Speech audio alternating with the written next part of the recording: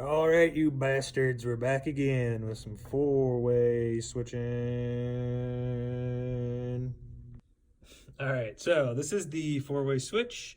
I'll go pretty in depth as I can onto these guys. You know, I always do these videos assuming you have no idea what the hell you're doing. Just like I had no idea what the hell I was doing. So first thing, we got that Underwriter Laboratory stamp. Boom, you know it's legit. Four ways have no on or off.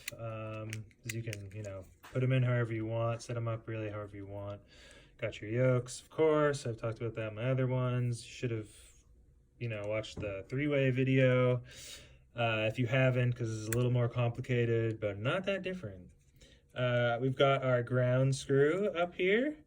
I'm not going to go into detail on that either, because if you want to know about that, watch my three-way video. I explain all about how those work and why it's there. So I'm assuming you watched, fuck, I gotta stop saying that, but if you watched my other video, you will know what these black and gold screws mean.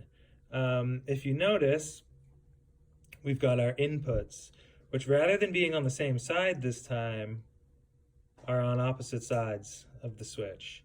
So your input just meaning wherever you have power coming in, wherever your hot's coming in, you can use either side of this.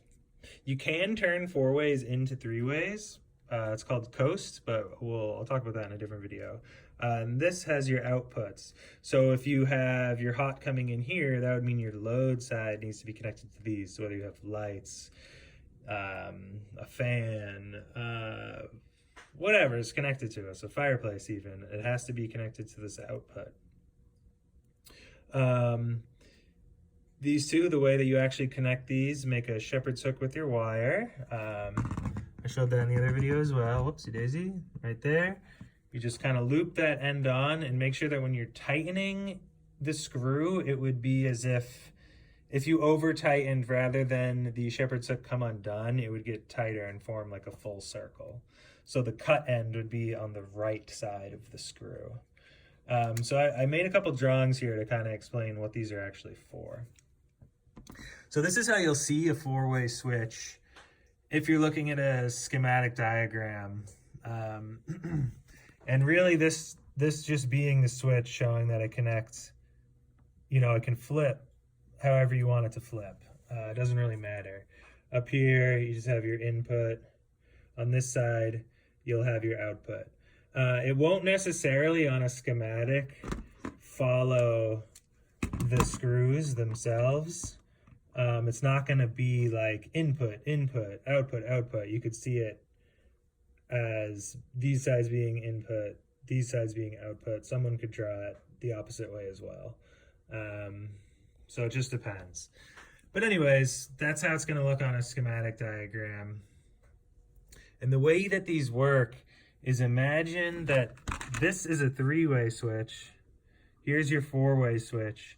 Here's your three-way switch. But imagine this entire area being a really long, say like school hallway that's 100 feet long. So the whole purpose is you can have one hot coming in to the three-way, so when you flip the switch, the light turns on and off. You get halfway down the hallway, and you have your four-way switch.